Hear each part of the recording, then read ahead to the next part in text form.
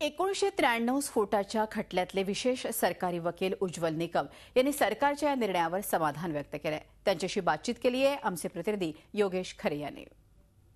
मुंबई बॉम्बस्फोटातील प्रमुख आरोपी याकूब मेमन याला आता फाशीची सजा सुनावण्यात आलेली आहे। आपल्यासोबत आहेत या खटल्यातले प्रमुख वकील उज्ज्वल निकम। सर, नेमका जो काही निकाल आलेला आहे तो काय आहे आणि कशा पद्धतीने ही फाशी शिक्षा मुकर करण्यात आली?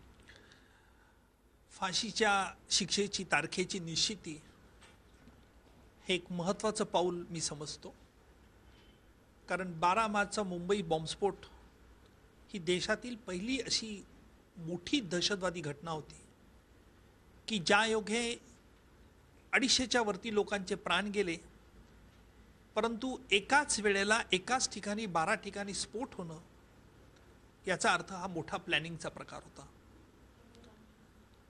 12 मार्चच्या अगोदर दुबईला कट रचण्यात आला होता, ज्याच्यात दाऊद इब्राहिम होता, टायगर मेमन होते आणि पाकिस्तानचे 4 ते 5 नागरिक होते।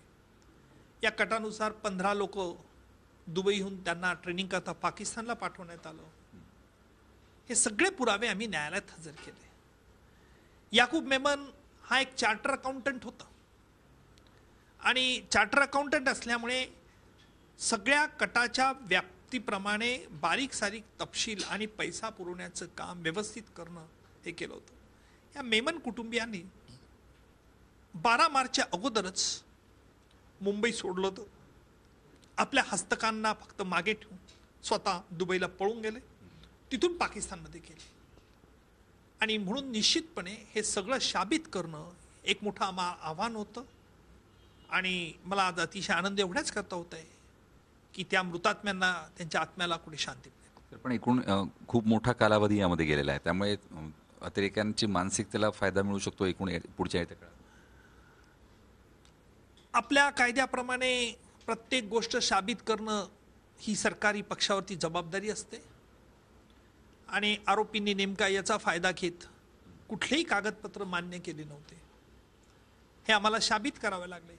हजारो कागदपत्र होती आणि जवळजवळ 14 वर्ष या खटल्याच्या सुनावणी लागला, परंतु आरोपींनी हा खटला लांबवण्याचा हेतुपुरस्सर प्रयत्न केला, कारण त्यांना खात्री होती की आपल्याला शिक्षा होणार।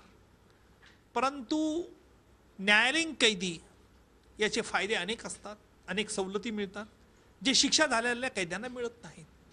कारण सगळ्याच गुन्हेगारांना काही 20 वर्ष म्हणजे जन्मठेप किंवा फाशी होणार नव्हती, त्यांच्या कामाप्रमाणे, त्यांच्या गुन्ह्याप्रमाणे शिक्षा झाली होती। परंतु 123 पैकी 100 आरोपींना दोषी ठरवणं हा एक मोठा विजय आमचा होता। 29 जुलैला फाशी दिल्यानंतर एक कठोर मेसेज हा येत्या काळात अतिरेक्यांना जाणार आहे आणि जगभरात आपण शिक्षेसाठी कडक तरतुदी करून ठेवल्यात हेही समजणार आहे। व्हिडिओ जर्नलिस्ट सोनू भिडेसह योगेश खरे, झी मीडिया, नाशिक। झी 24 तास रहा एक पाऊल पुढे।